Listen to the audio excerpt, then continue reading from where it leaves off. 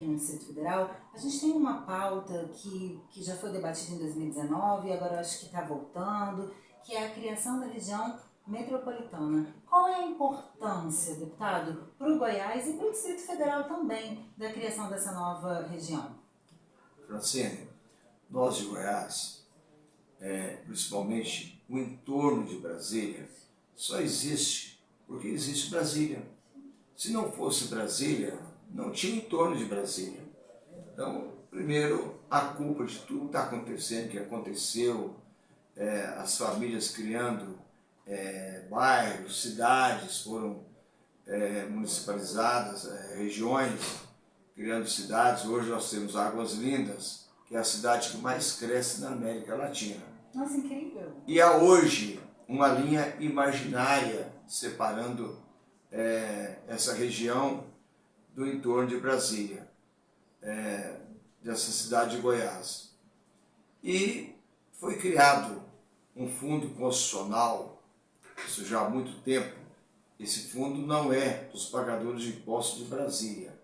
Ele pertence aos pagadores de impostos do Brasil, para cuidar aqui do plano piloto, para cuidar de Brasília, para dar segurança ao Palácio dos Três Poderes, à esplanada dos ministérios, poder, o Congresso Nacional, a Suprema Corte, o TCU, os tribunais, as representações que nós temos do exterior, que são as embaixadas, consulados, enfim, dar segurança, boa educação, uma saúde de qualidade para a população, enfim, aqui é a capital federal. E esse fundo, ele não está sendo muito bem usado pelo governo de Brasília, deixando a desejar. Já que nós temos uma linha imaginária separando Brasília das cidades do entorno, nós temos uma crise seríssima de mobilidade. O preço da passagem de ônibus, isso é muito sério. E eu fiz uma proposta, eu vou discutir essa proposta novamente agora, porque foi criado a região do entorno, não a RID. A RID já é coisa do passado. E não adianta também, quando eu fui relator de uma medida provisória, criando a região metropolitana sem orçamento. É como eu comprar um carro, uma limusine, e entregar para um operário que ganha o salário mínimo. A limusine não vai andar, porque não tem dinheiro para colocar combustível. Agora você cria no papel uma região metropolitana sem colocar orçamento, é você continuar mentindo, enganando a população. Nós, aqui em Brasília, vivemos o Jardim da Babilônia. E esse entorno que eu falo, Cidade Ocidental, Lusiânia, Valparaíso, Novo Gama, Santo Antônio Descoberto, Águas Lindas, Planaltina, Formosa, é uma outra realidade. Lá falta água, lá falta rede de esgoto, lá falta energia, lá falta creche, lá falta transporte, lá falta tudo. Então é preciso que o governo federal possa agora colaborar, e é um trabalho que eu estarei fazendo juntamente com o governo federal, o presidente Lula, com os ministros e também com o presidente Arthur Lira, o presidente do Senado, o Rodrigo Pacheco, com a bancada de Goiás e o Congresso Nacional, mostrando que hoje nós temos 2 bilhões de brasileiros morando no entorno de Brasília. Por que eles não estão aqui em Brasília? Todo mundo vem para morar em Brasília. Vem do Nordeste do Brasil, que sejam bem-vindos os nordestinos, pessoas maravilhosas, paulistas, mineiros, goianos, enfim, gente que mora no Sul. Mas chegando aqui em Brasília é uma realidade.